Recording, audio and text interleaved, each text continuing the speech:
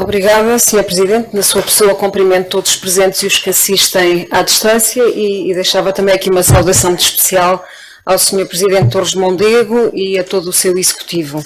E começaria exatamente pela intervenção do Sr. Presidente de Torres de Mondego, que aliás, de certa forma, foi aqui também validada, ou diria reforçada, pela Sra. Vereadora Rosa Cruz, no sentido de ser visto o reordenamento do trânsito, do estacionamento nesta freguesia. Pois todos nós sabemos que a exiguidade das ruas não permite a prática de estacionamento como todos gostariam e, portanto, aqui a minha sugestão era que o próprio Sr. Presidente, por sendo um poder local, de proximidade, que conseguisse connosco, naturalmente estamos disponíveis para esse efeito, desenvolver alguns estudos de alteração de sentidos, criação de sentidos únicos, que por vezes pode ser uma forma de acomodar algum estacionamento diretamente, sem pôr restrições à circulação. Naturalmente, como eu disse, nós estamos disponíveis para ajudar a desenvolver esse mesmo trabalho, mas é absolutamente essencial envolver não só o Sr. Presidente, mas também a própria população. Fazer estes estudos contra a vontade da população normalmente não funciona. E, portanto, fica aqui o desafio que nos faça chegar não só estes pedidos por escrito, mas também com sugestões que naturalmente iremos analisar e em conjunto, eventualmente aqui acertar.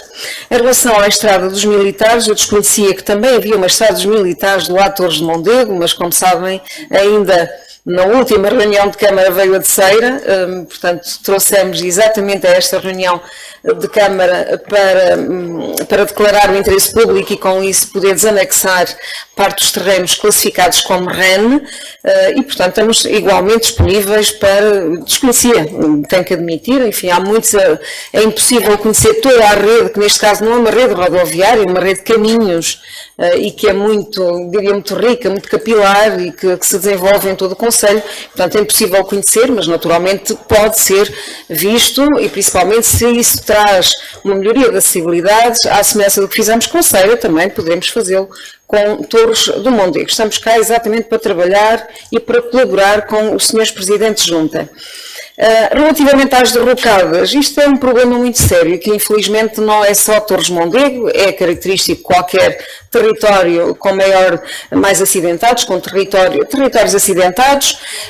Temos tido muitas derrocadas, um pouco por todo o Conselho, alguns estamos a tentar resolver, mas é importante ter noção que cada pequena derrocada fica a sua resolução numas boas centenas de milhares de euros para ser resolvido. Estamos neste momento em volta de mais uma vez no território de Ceira, da freguesia de Ceira, e não vão ser 100 nem 200 mil, eu estou convicta que vai para mais de 600 mil euros resolver aquele problema destes estudos geotécnicos, fazer um projeto de contenção e depois, por sua vez, a respectiva execução. Acabamos também de resolver de certa forma, com a prata da casa, maioritariamente com a prata da casa, mas também com o apoio do empreiteiro, igualmente em Ceira. Portanto, o último inverno foi rico em derrocadas na zona de Ceira e ficou mesmo assim em mais de 150 mil euros. E era uma derrocada relativamente controlada, em Val do Açor, mais concretamente. Portanto, é importante, por um lado, que identifiquem os problemas, porque nem sempre a Câmara Municipal tem conhecimento deles, e os senhores Presidentes, ao estarem aqui no local, como eu disse, um poder de proximidade deve-nos fazer chegar, por um lado, não só a indicação do problema, mas sempre que tenham soluções que são devidamente discutidas com a população, naturalmente avançar com essas mesmas propostas para que possam ser analisadas. Relativamente às ARUs, gostaria até daqui avançar de que essa é igualmente a minha ideia, não só estou completamente de acordo, como já dei indicações, já há algum tempo, há cerca de um ano atrás, aos serviços da Câmara Municipal, aos serviços técnicos, para que avancem com propostas para as diferentes freguesias, nomeadamente aquelas que têm algum valor patrimonial, é por aí que temos que começar. Temos de ter noção que são 18 uniões de freguesias e uniões de freguesias, 31 freguesias, mais concretamente, e portanto isto não é um trabalho que se faça de uma assentada só, e quero também chamar a atenção de que a delimitação da ARU é a parte mais fácil, depois a parte mais complicada é desenvolver a ARU, e mais do que isso, executá-la. Portanto, se não for desenvolvida a ARU, no fim de 3 anos, podemos estar a gerar expectativas à população e essa ARU caduca. Portanto, tem que ser feitos com alguma parcimónia, não só, como eu estava a dizer, elegendo as prioridades e estão de facto já 2 em desenvolvimento neste momento, mas que depois terá que avançar para o desenvolvimento da operação, sem a qual depois poderemos manter, nomeadamente, os apoios fiscais, aos benefícios fiscais às populações locais.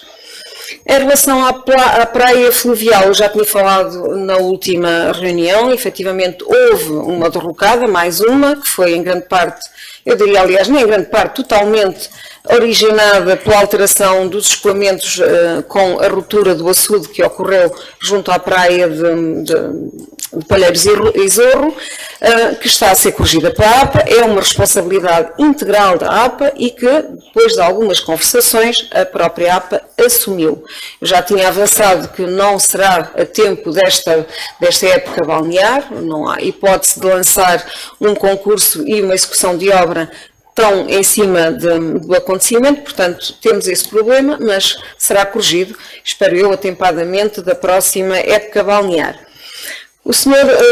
Vereador Francisco Queiroz voltou aqui a insistir na questão da pavimentação. Como sabe, aliás, o Sr. Presidente já avançou, hoje vem aqui a empreitada para lançamento não só pavimentação, mas também calçadas, exatamente algumas quedas de muros de suporte, enfim, pequenas obras de arte que podem ser incluídas nesta empreitada, mas falamos de uma empreitada de 3 milhões de euros, que parece muito, mas não é nada, porque quando entramos em obras são pequenos paliativos. Portanto, mais uma vez, o que eu chamo aqui a atenção, e tenho pena que não esteja aqui o Sr. Presidente da Junta, Dr. Mondego, terá que ser ele a ajudar a eleger as prioridades das vias a serem pavimentadas. Aliás, no próprio processo já vem uma listagem com aquelas que a própria Câmara identificou, muito fruto do trabalho que tem vindo a ser desenvolvido no âmbito da empreitada anterior, e que, por vezes, quando chegávamos com a pavimentação em determinado local, víamos que era necessário prolongar e, portanto, foram sendo tomadas notas, que depois foram validadas tecnicamente, e essa lista já vem incorporada, se tiveram a oportunidade de ver, no anexo do respectivo processo que hoje vem para a aprovação. Isso não invalida que não haja ainda alguma sobra de verba, como nós dizemos normalmente, para oportunidades que surgem ou para situações de emergência. Portanto, havendo uma situação em que temos um pavimento já em drástica, ou em claro declínio de ruína, como costumamos designar tecnicamente, ou então, quando por vezes as Águas de Coimbra desenvolvem os seus projetos e executam sistemas de drenagem superficial, é sempre a oportunidade depois para requalificar essa mesma via. Portanto, há uma parte da verba que é reservada para essas situações, as restantes são, como disse, para tratamento destas ruas mais degradadas. E, portanto, agradecia que nos fizessem chegar essa mesma listagem para que possam os serviços técnicos deslocar-se e confirmar da necessidade premente de intervenção ou não. O Sr. Vereador José Dias focou aqui mais uma vez as obras do sistema Metro Mondego, mas eu acho que este é um mal necessário, como todos sabemos. A sujidade faz parte, como eu tenho dito, também em nossa casa, quando fazemos renovação, temos estes problemas, estas externalidades, estas perturbações, e na nossa cidade tem que ser exatamente igual, não é? Temos que ter um bocadinho mais de paciência. Eu acho que já começamos a ter sinais de obras acabadas ou em fase muito terminal de obras e que temos que acreditar que mais 1 ano e meio, 2 anos, temos efetivamente a cidade renovada, e eu acho que é isso que importa aqui transmitir. Não há obra sem sujidade, não há obra sem perturbação, nomeadamente ao nível do trânsito. Eu acho que a Praça 25 de Abril, como eu tenho dito, foi claramente um marco na alteração da forma como as pessoas veem esta obra do Sr. Metro Mondego, porque não é uma obra fácil, abrange praticamente toda a cidade, desde o Alto São João aos hospitais, pediátrico e estação do Coimbra B. Portanto, é uma obra complicada e temos efetivamente que ter aqui muita paciência. Em relação às limpezas, permitam-me só aqui complementar a intervenção aqui do meu colega, dando apenas uma informação que me parece importante.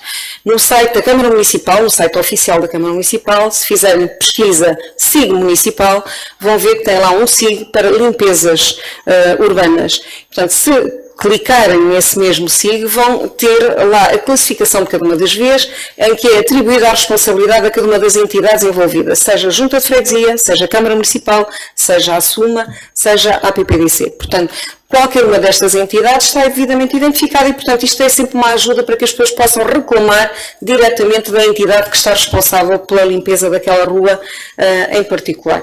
Enfim, muitas outras coisas podemos aqui trazer, selecionei apenas algumas e agora, Sr. Presidente, se me permitir, farei a minha intervenção, que espero não ultrapassar os meus 5 minutos. E vou começar exatamente pelas obras de Santa Clara, da Ponte Santa Clara. A Câmara Municipal, as Infraestruturas de Portugal e a Metro Mondego continuam afincadamente empenhadas em acelerar o andamento das obras do sistema Metro Mondego, aliado à preocupação de minimizar a perturbação sobre a população e sobre a sua qualidade de vida. É, contudo, inevitável fazerem-se obras no espaço público, em particular de renovação das infraestruturas subterrâneas, com substituição de condutas que chegam a atingir 1,5 metro de diâmetro e que podem, inclusive, justificar a abertura de valas com mais de 6 metros de profundidade, sem pôr graves condicionamentos ao uso da via pública e, em particular, à normal circulação do trânsito e dos transportes públicos e também, naturalmente, aos peões. Um ponto extremamente crítico da rede viária de Coimbra é o Largo da Portagem, onde confluem vias estruturantes, quer viárias, quer pedonais. Contudo, aí também confluem quer a adutora, quer o emissário das águas do centro litoral, que terão de atravessar o Largo da Portagem para ligação à Frente Ribeirinha e, por sua vez, serão, a partir daí, prolongados até à etar do Chopal. Tendo presente o impacto que representa para a mobilidade e acessibilidade local a Ponte Santa Clara e o Largo da Portagem, optou-se por aproveitar esta época de verão e pausa letiva para executar estas obras de forma não condicionada, potenciando a sua execução de forma mais célere e otimizada. Esta é a razão pela qual irá ser interrompida totalmente a circulação rodoviária na Ponte Santa Clara já a partir desta próxima quarta-feira, dia 24 de julho, e que se manterá até ao final do mês de agosto. Com esta interrupção ao trânsito automóvel e transportes públicos, proporciona-se a execução das obras de forma integral, com maior nível de segurança e de operacionalidade, evitando a execução por fases, que obrigam a uma programação dinâmica, quer da frente de obra, quer da circulação automóvel, e que na prática se traduzem num prolongamento das obras no tempo. Com esta interrupção integral, estão reunidas as condições para que a obra de construção da rotunda, que irá interligar a Ponte Santa Clara com a Avenida Emílio Navarro, seja concluída a tempo do início do novo ano letivo, mais concretamente no dia 13 de setembro. Naturalmente que terá de ser salvaguardada a indesejada interrupção de trabalhos por conflitos com eventuais achados arqueológicos ou outro tipo de imprevistos, contudo é expectável que os trabalhos decorram nos termos pré-programados. Informa ainda que a circulação na Avenida Emílio Navarro em ambos os sentidos, quer norte-sul, quer sul-norte, será sempre salvaguardada, prevendo-se 3 fases distintas de circulação. A primeira, até ao final de julho, a circulação deverá manter-se em ambos os sentidos apenas na faixa de rodagem adjacente ao Parque Manuel Braga, passando numa segunda fase e que durará durante todo o mês de agosto a processar-se em ambas as faixas de rodagem da Avenida Emílio Navarro. Isso irá proporcionar a construção de meia rotunda, a tal rotunda no final da Ponte Santa Clara, e que numa terceira fase será complementada e que esta fase terceira irá até à final da primeira quinzena de setembro, irá então permitir concluir a tal rotunda da ponte, no final da Ponte Santa Clara. Portanto, sempre a tempo do arranque do novo ano letivo. Durante este período, desde 24 de julho a 31 de agosto, circuitos alternativos deverão processar-se consoante a origem ou destino da viagem através do Açude Ponte ou através da Ponte Rainha Santa, Isabel, para onde todos aqueles que usam regularmente a Ponte Santa Clara deverão redirecionar a sua rota. Mais uma vez, recomenda-se a utilização de meios auxiliares de navegação, como o Waze ou Google Maps, onde os constrangimentos se encontram inseridos, podendo dessa forma seguir em cada momento o melhor percurso recomendado em tempo real. Também os serviços do SMTUC sofrerão alterações. As linhas 12, 13, 14, 14T, 17, 20, 21, 22F, 32, 18, 23, 31, 43, 47, 48 e 49, atualmente localizadas na Avenida Emílio Navarro, serão relocalizadas na Avenida de Coimbra. Estudamos aqui várias alternativas, inclusive a de fazer a inversão de marcha dentro da própria ponte, uma vez que estará encerrada, mas depois isso só poderia ser feito com mini-autocarros e, convenhamos, não era muito prático, portanto decidimos relocalizar as paragens de autocarro na Avenida Coimbra. Portanto, estas linhas que eu aqui referi, em vez de terem a paragem na Avenida Emílio Navarro, passam para a Avenida Coimbra, obrigamos as pessoas a atravessar a Ponte Santa Clara, mas terão igualmente aí todos os serviços devidamente garantidos. Para isso será proibido o estacionamento na Avenida Coimbra, junto à Praça das Cortes, por isso na Avenida Coimbra apenas em frente à Praça das Cortes e em parte do Estádio Universitário, onde iremos localizar essas mesmas paragens do SMTUC. As restantes paragens que não entram na Ponte Santa Clara, naturalmente mantêm-se na Avenida Emílio Navarro. Não podemos deixar de pedir desculpa pelos transtornos e perturbação imposta ao cotidiano de cada um, mas a cidade está em transformação e em breve teremos uma cidade, uma Coimbra moderna e renovada. E é nisto que eu peço sempre, e não me canso de voltar a pedir, que as pessoas acreditem. De facto, sem obras, sem perturbação não há obras e sem obras não há modernização, não há renovação e, portanto, são inevitáveis. Uma última nota, por fim, dar nota de que o andamento do plano de pormenor da Estação Intermodal de Coimbra continua naturalmente em andamento, informe de que têm decorrido múltiplas reuniões de trabalho com a equipa responsável pelo desenvolvimento do plano, onde se incluem as Infraestruturas de Portugal, que aliás, como todos sabem, é quem está a pagar o plano, a BAU, do arquiteto Bosquet, e CEDRU, assim como com todos os responsáveis pelos estudos das especialidades, estudo de tráfego, ruído, avaliação ambiental estratégica. Em paralelo, têm decorrido sessões de trabalho com a equipa da Profico, responsável pela elaboração do projeto de execução da Frente Ribeirinha, em coordenação com a BAU do arquiteto Bosquet. Atualmente, estudos relativos à elaboração do mapa de ruído e da avaliação ambiental estratégica encontram-se em fase final de elaboração, tendo já sido recepcionado na Câmara Municipal para a avaliação de serviços o respectivo estudo de tráfego. No passado dia 9 de julho decorreu uma reunião de conferência procedimental com a CCDRC e com a DRAPC para discussão do relatório de fatores críticos da avaliação ambiental e os limites do plano. Em setembro estão previstas as reuniões com o ICMF e com a DRAPC de forma a discutir setorialmente as questões deste mesmo plano. Em termos de programação, gostaria de dizer que há efetivamente aqui um ligeiro atraso, prevendo-se que até final de outubro de 2024 sejam aprovados pela Câmara Municipal os vários estudos setoriais.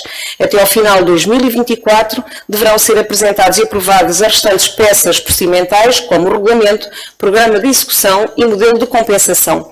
Remete-se assim para o início do ano de 2025 a formalização da proposta do plano, correspondente conferência procedimental e a indispensável discussão pública formal do plano, a tempo de o concluir com aprovação e correspondente aprovação por parte da Assembleia Municipal e correspondente publicação em Diário da República antes do verão de 2025.